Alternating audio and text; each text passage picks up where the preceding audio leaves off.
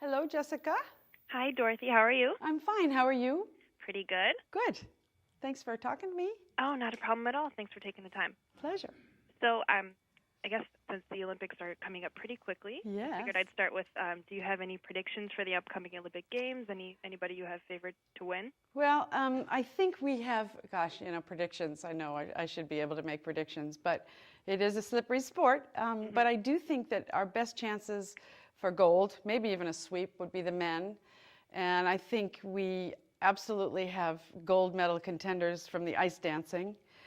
Ladies and men, well, men too. Ladies, I'm not so sure gold, but we have incredible competitors. So it's the rest of the world in the ladies, the Chinese and the Japanese, Canadian young woman.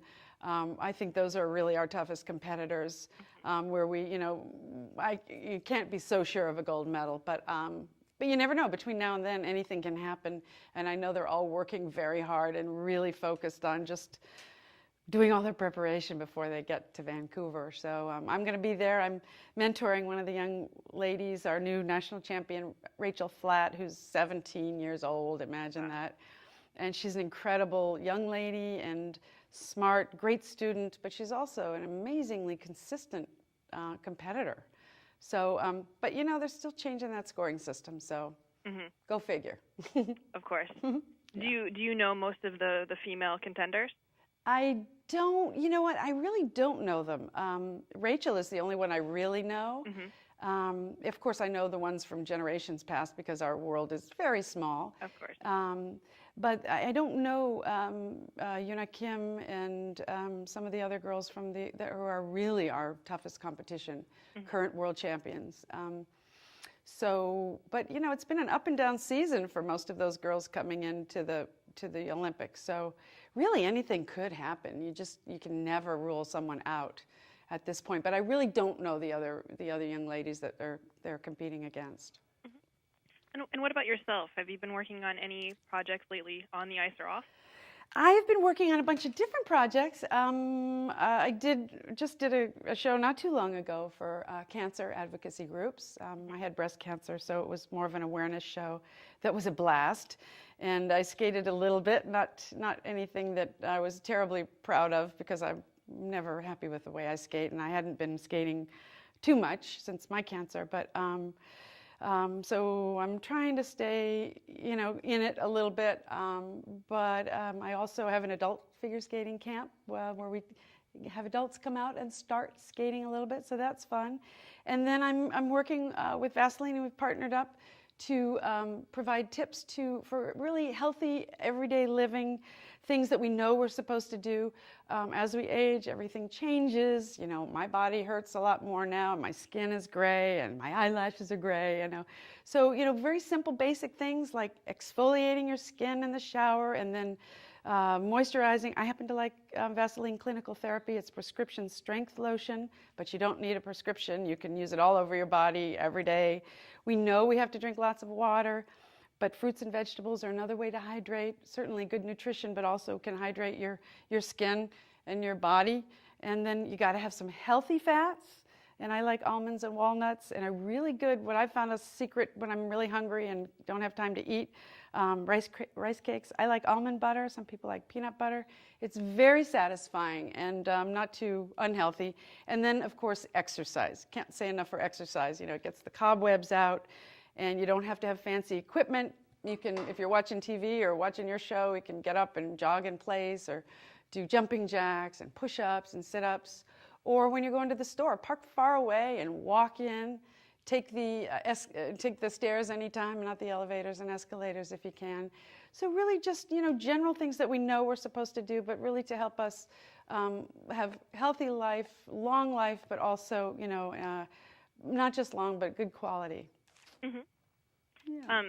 Speaking of healthy lifestyles, do you have any plans to help the First Lady tackle childhood obesity?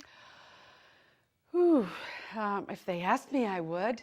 I do know that that's a huge problem. And I think we need to set an example for our kids, and we need to be setting the standard, and we need to be giving our kids healthy food And it's hard. And some of these snacks, like rice cakes with some kind of healthy, butter or, peanut butter or something, those kinds of things are really healthy, and they're not, let's go get a cheeseburger because it's cheap and it's quick and it's easy. So I think as adults we have to really kind of rethink the way we approach food. I was a single mom for a long time, and I know the times I came home and I just wanted to open a can of soup, and there you are. Not that there's anything wrong with that. So it really is hard, but we have to make that effort because our kids, my goodness. But it's coming from us. We need to set the example and make it easy and allow them to have good healthy choices, but that are affordable too. Mm-hmm. Well, I noticed you said you were a single mom, and I heard you were engaged. What was it, about a year ago? So yeah. I got married November 21st to a very nice man. He was worth waiting for, and I have a beautiful blended family now. So I've inherited 2 grandchildren and 3 children and a stepdaughter, or 3 stepchildren. I call them children, and a daughter-in-law. And and my daughter. It's just been more than I ever imagined. You just never know when things can be so bleak, and then you turn the corner and things can be so wonderful and beautiful and just happy. So I'm very lucky. I count my blessings. Mm-hmm. Well, one of the things that I think everybody sort of remembers about your time in the Olympics was you were America's sweetheart, and I think that was really during a time when ice skating was a sport that personified innocence. Do you think that the nature of the sport has changed? Do you think there's a lot more drama since since your title, and how so? It has changed. I mean, the Olympics have changed. All sports have changed, but the Olympics has grown so much. The athletes are not really amateurs anymore. They're all professionals. Not that you can make a living necessarily doing all the different kinds of sports, but I also see that there are a lot of opportunities if one happens to win a gold medal or has a story that the American or the public falls for. Back in the 70s, that wasn't ever thought of. It was just, okay, we're going to go and ice skate, and if we're good enough, maybe we'll win some kind of a medal. And then I was going to go back to school, and I ended up being thrilled that I could get a job at an ice show, and then had all these other opportunities. So all that has changed. Sports is big business now, and the athletes are younger and younger, and they're doing more and more difficult things, and they have more and more pressure on them. So it's really hard to stay at that level and stay focused on, wait a minute, this is just a sport. This is this is just my sport. So I wouldn't want to be doing it today. But just sometimes I think that the sport itself gets sort of swallowed up by all the other opportunities. But in figure skating, we have the strongest team I've ever seen going in. So it's going to be fun to watch. And I love the Olympics because every 4 years I watch sports that I never would turn into. So to see. So yeah. So. Well, it looks like I'm just about out of time, so I have one last question for you. Yes. One of the things everybody remembers is your haircut during the Olympics and how everybody was copying that. Was it sort of strange to see carbon copies of yourself? And do you think there are any trends and fads like that now with ice skating or any Olympic sport?